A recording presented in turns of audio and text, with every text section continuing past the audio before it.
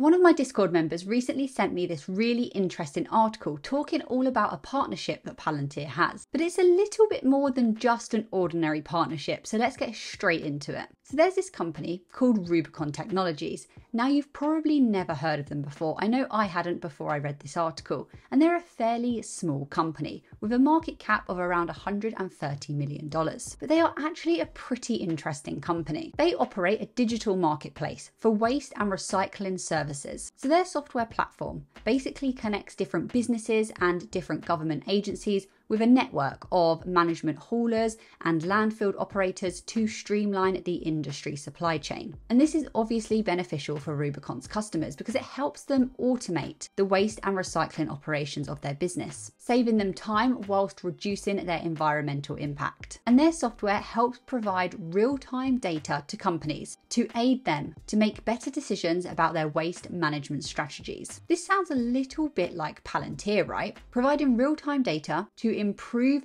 data management and enhance efficiencies. Well, Palantir actually began working with Rubicon back in May 2022, but a few days ago we got the news that Palantir had acquired 6 million more shares of Rubicon, bringing their total stake in the company to 6.2%, which is fairly significant. So not only are they in a partnership with Rubicon, but Palantir are also purchasing shares in the company. So in this partnership, Palantir would basically provide Rubicon with access to their Foundry software, which will then help Rubicon improve their data management and enhance their own efficiencies in their own operations. For Palantir, they will be getting access to an entirely new market. I've said time and time again that Palantir's TAM, total addressable market, is absolutely huge.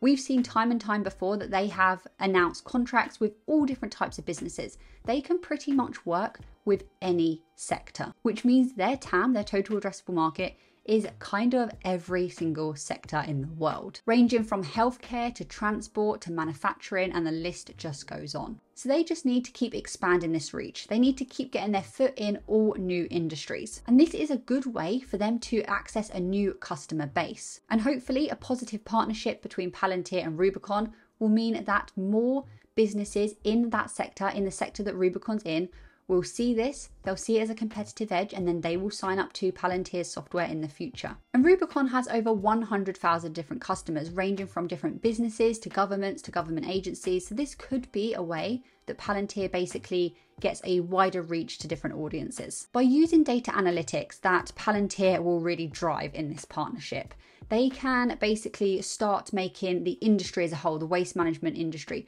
way more efficient, sustainable, and environmentally friendly. I suppose Palantir's software will be helping Rubicon's customers with their waste management strategies. And then I suppose the knock-on effect to Palantir's customers is that Rubicon's software will indirectly be helping Palantir customers to improve their waste management operations. So this partnership makes sense in terms of it's mutually beneficial to both parties. And Rubicon are a customer of Palantir, so all of that makes sense. But why are Palantir actually buying shares in this company? So there are a few reasons that I can think of. I don't know the official reason, but let's just go through them quickly. So the first one, and perhaps the most unlikely, not impossible, but just the most unlikely, is that Palantir is interested in eventually actually acquiring Rubicon. So owning the business and integrating their software into Palantir. Palantir have been increasing their stake in Rubicon in recent months, suggesting that they are very interested in at least becoming a significant shareholder in Rubicon stock. The next one is that they are bullish on Rubicon as a business for the future. They believe that Rubicon could be the leader in waste management and the recycling industry. And they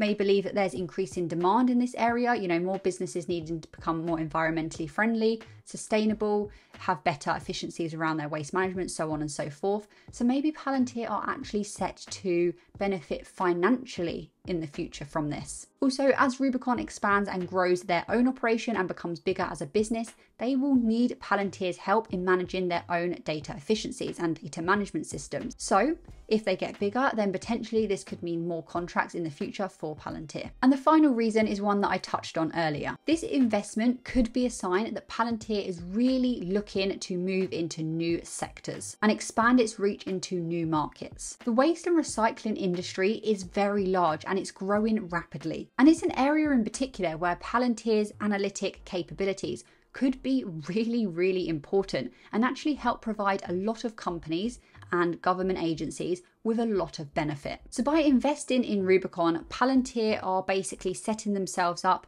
they're gaining a foothold into this important market, and they're kind of positioning themselves, hopefully, for future growth. I thought this was interesting. Let me know your thoughts on this in the comments below. Thank you so much for watching, and I'll see you in another video very soon.